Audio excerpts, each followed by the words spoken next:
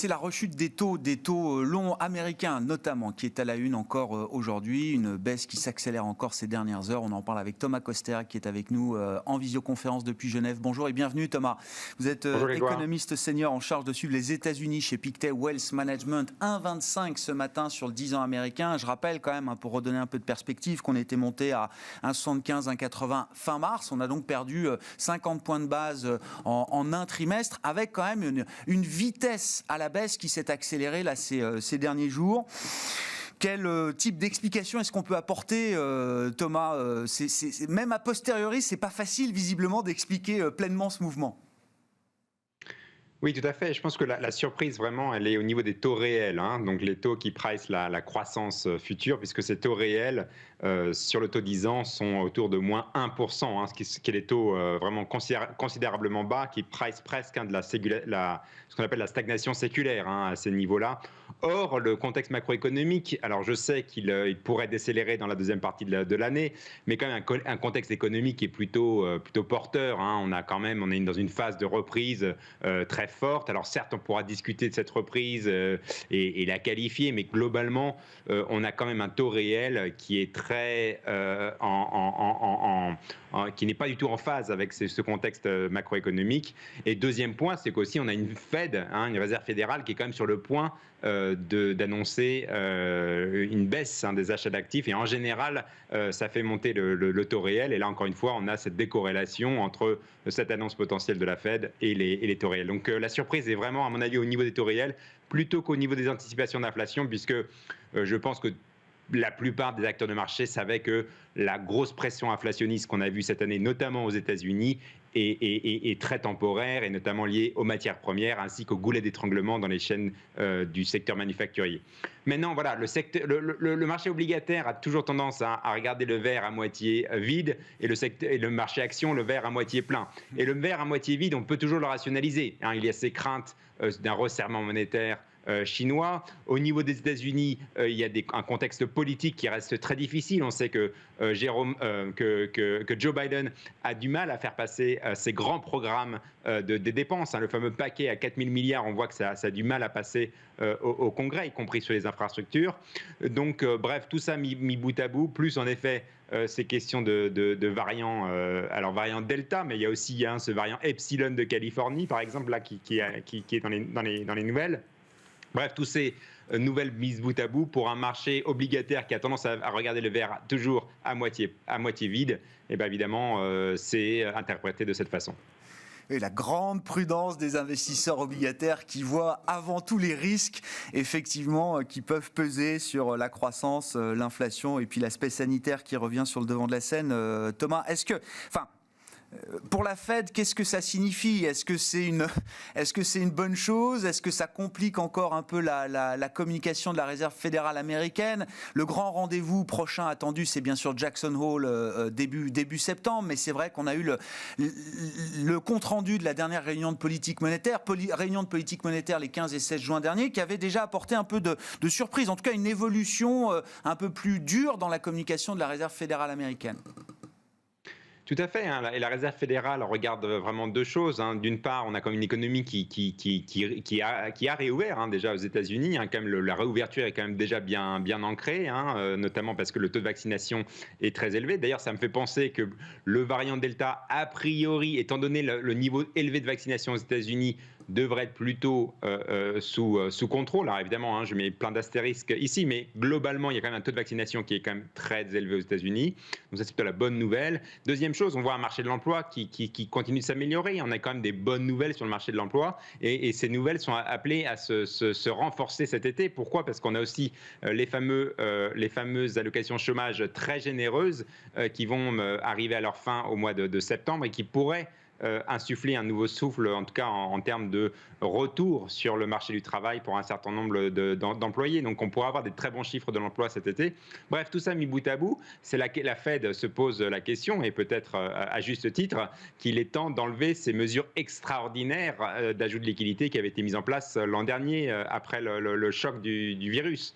Et donc en effet, la question de baisser ces rythmes d'achat qui sont, je le rappelle, à 120 milliards de dollars par mois, la la question se pose, et je ne pense pas que la question sera influencée vraiment par les évolutions du taux à 10 ans. D'ailleurs, ce qui est intéressant, hein, c'est que c'est vraiment en termes sur l'obligataire, c'est vraiment la partie longue, hein, qui souffre le plus, entre guillemets, hein, où là, il y a vraiment des gros achats.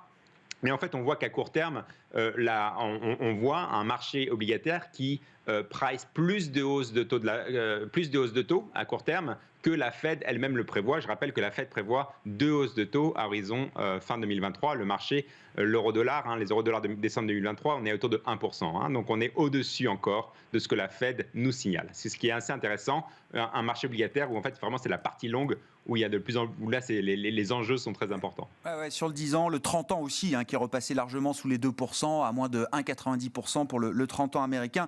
Rappelons également, Thomas, hein, dans les phénomènes un peu techniques, que tout le monde était short treasuries ces derniers temps. Donc il y a aussi peut-être des rebalancements de position, des couvertures de position importantes qui expliquent que voilà, il y a une course au papier sur le marché obligataire américain aujourd'hui. L'autre grand... Sur le plan technique, si je peux ajouter, sur le plan technique, en effet, hein, il y avait quand même cette grosse rhétorique du retour de l'inflation qui était là. Et maintenant, on se rend compte qu'en effet, il y a plus une nouvelle rhétorique qui est que cette inflation est en effet temporaire.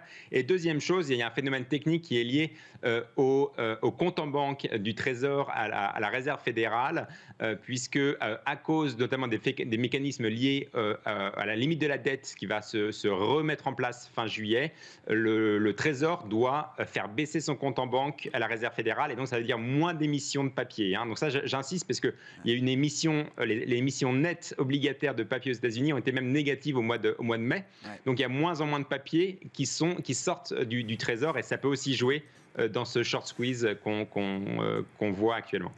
Oui, c'est le paradoxe de la plomberie financière entre le Trésor et la Fed. Les déficits explosent, mais il y a une raréfaction du papier obligataire pour l'instant, à ce stade.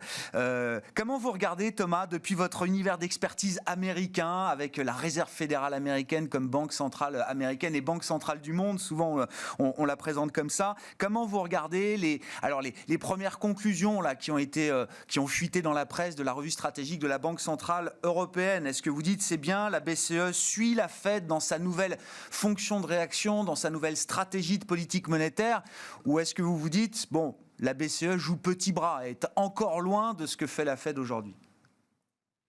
Alors d'abord, commençons peut-être par une comparaison, hein, des deux banques centrales et des deux univers, hein, l'Europe et les États-Unis.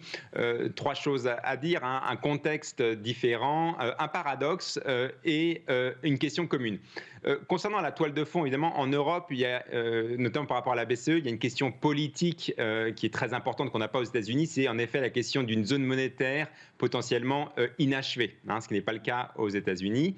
Et aussi dans un contexte de croissance qui est différent. Hein, on sait que la croissance économique européenne est bien plus faible qu'aux États-Unis, notamment à cause d'une plus faible productivité, en partie liée à moins d'innovation, et aussi à cause de la démographie. Deuxième chose, c'est un paradoxe. Quel est le paradoxe? C'est qu'en fait, la BCE a décidé donc d'aller et d'implémenter des taux d'intérêt négatifs, alors même que son système bancaire, hein, l'intermédiation financière en Europe est de façon prépondérante via le système bancaire. Or, donc la BCE a toujours décidé que les taux d'intérêt négatifs restaient, en termes d'analyse coûts et risques, le meilleur moyen d'implémenter la politique monétaire, ce qui n'a pas été le cas aux États-Unis, alors que le système bancaire est bien plus faible. Mais aux États-Unis, ils ont décidé que le jeu n'en valait pas la chandelle de mettre les taux en négatif. Donc ça, c'est un point assez important. Et maintenant, une question commune. La question commune, c'est est-ce que vraiment la politique monétaire influence vraiment l'inflation et dans quelle mesure, hein? Et on se rend compte que finalement, les politiques monétaires ont finalement une influence assez modérée sur le contexte inflationniste. Et évidemment, ce qui compte de plus en plus, c'est le budgétaire et comment faire en sorte, hein, via le budgétaire, d'influencer cette inflation via les processus de production. Et là, il y a une théorie qui est quand même de plus en plus qui est en train de prendre de l'ampleur, c'est la théorie moderne monétaire, hein, qui dit de toute façon, la politique monétaire ne servant à rien, gardons les taux à zéro ad vitam et faisons du budgétaire. Et alors même si ni la BCE ni la Fed ne dit qu'on va dans ce sens-là, en pratique, finalement, on a un peu l'impression qu'il y a quand même une séduction sous-jacente de cette théorie moderne monétaire des deux côtés de l'Atlantique. Bon, vaste sujet, sachant que la Banque Centrale Européenne n'a que très rarement touché son objectif depuis sa création. On peut même dire que ça fait 10-15 ans que la BCE est en dessous de son objectif d'inflation, donc qui était défini comme inférieur mais proche de 2% et qui sera désormais, et c'était déjà une évidence pour beaucoup, défini autour de 2% avec une petite marge de manœuvre, c'est ce qu'on comprend, si nécessaire pour aller au-delà de cet objectif de 2%. Tout ça sera précisé par Christine Lagarde en début d'après-midi à l'occasion d'une conférence de presse. Merci beaucoup Thomas. Thomas Kosterg avec nous en visioconférence depuis Genève, économiste senior en charge de suivre les États-Unis chez Pictet Wealth Management.